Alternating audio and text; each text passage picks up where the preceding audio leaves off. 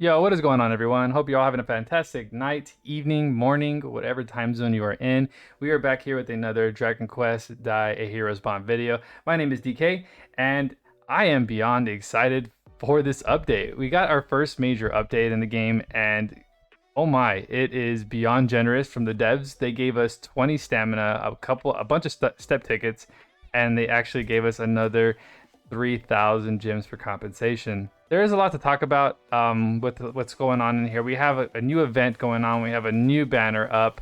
A lot of exciting stuff. So let's go ahead and dive straight into the treasure hunt real quick because that is where all the nitty gritty stuff at. We have Croc's new weapon set, the Apollo Axe. It does come with heat breath.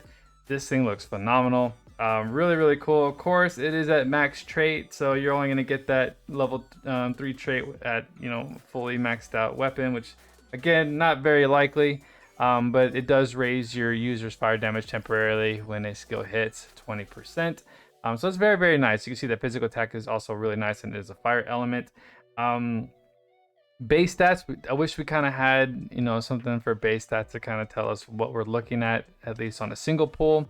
Hell, maybe even a chart that lets us know, as you progress through the duplicates, it kind of tells you what you're looking at. For skills, we have the heat breath at level 6. It does tell you, what this guy does. A might is at 8,283, imparted power 50. Again, it is going to be fire. It has a wide area. Required charge is 880. Cooldown refresh is small. So overall, really, really good. I'm really excited to see how that works. Oh, you actually can see that there in a picture. It looks really good. Yeah, that's really cool. Also, you do get the Crimson Mail top. This is gonna be, actually, this is really good too. It's a really good fire resistance armor, plus 20%, but only at level 3 trait.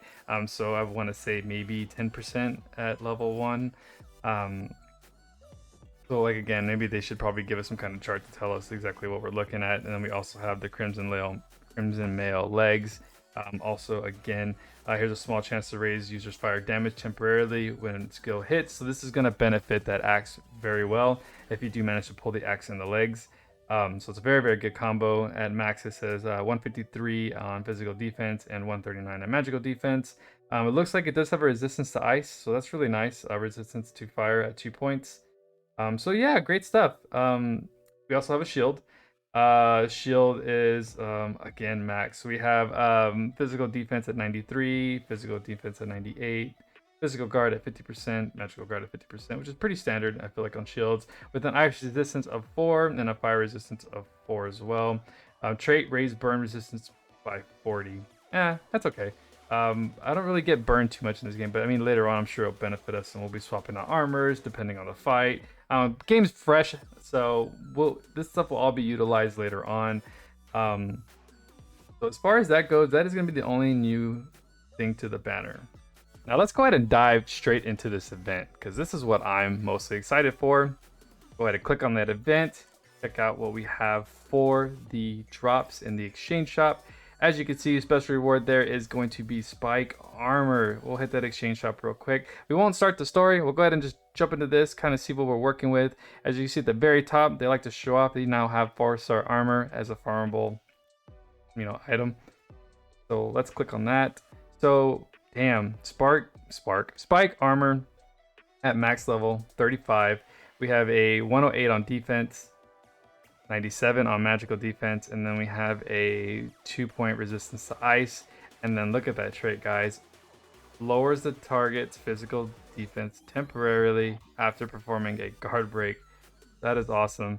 We also have the Spike Armor legs. Go ahead and click on that guy. At max trait, we have raise your user physical attack temporarily after performing a guard break. So it pairs really well together. You'll be able to use this on your warrior and hero. So definitely going to benefit you. Make sure you guys farm this. Do not, and I repeat, guys, do not miss out on this. Please farm this. Make sure you get it to 4 stars if possible. I haven't played the event yet, so I don't know if you can get all 4 in there, but hopefully you can. Going down the list, we have plenty of amazing items to farm. We have tiny 5 colored pop drops times 1. It looks like we have 2 left on exchange, but it might increase later on as you do you know, kind of cash this out. All this stuff's going to rely on coins, so you can go ahead and just farm the coins through the event. We also have stamina droplets, small red orbs, all great farmable items to build your skill boards. But right here is where it caught my attention. We have small fire paper scraps along with small axe paper scraps. Just tons of paper scraps for fire and axe, which is going to be super beneficial. You'll be able to use these to cash out for skills in the exchange shop, which brings me to my next area. What did they add to the exchange shop? So now that we got a new story, a new little event, make sure you guys knock this out as we only have 12 days left.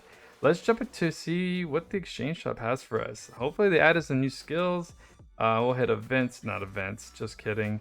We're gonna go to this little book right here and hit exchange, and then it should bring up our skill scrap exchange. Everything here so far looks pretty normal. I haven't seen anything new yet.